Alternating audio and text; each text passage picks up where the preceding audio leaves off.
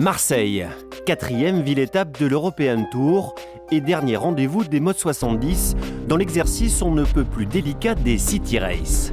Les City Race, autrement dit des régates entre trois bouées pour des pur sang qui n'aiment rien tant que s'ébrouer au grand large. Vous êtes souvent les seuls à faire un vrai timing avec un vrai retour, une vraie procédure. Et souvent du coup la position favorable sur le premier départ, vous êtes souvent mieux qu'avec les autres. Je pense que vous pouvez être confiant sur ces bases-là.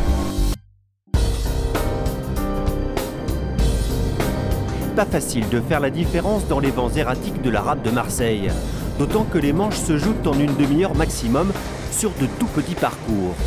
La phase de départ en est d'autant plus cruciale pour espérer bien figurer. Une fois qu'on est parti, comme les parcours sont très courts, on n'a pas beaucoup de solutions pour se différencier de l'adversaire. Du coup, c'est un peu, tout le monde fait un peu la même chose. Et du coup, une fois qu'on est parti devant, il y a juste à contrôler les adversaires. Et une fois qu'on est parti derrière, c'est difficile de revenir. Faut essayer de mieux manœuvrer que ses adversaires. Il faut espérer qu'ils fassent des fautes, des erreurs.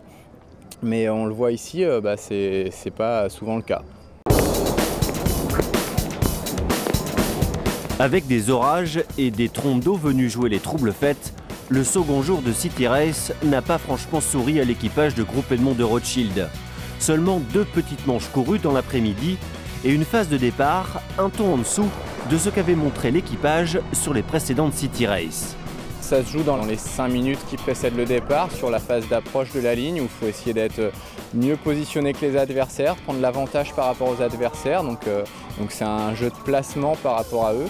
Et là, on n'a pas réussi à prendre la main, à se placer où on voulait. Et du coup, on s'est retrouvé un peu enfermé, un peu derrière et on n'a pas réussi à partir, quoi.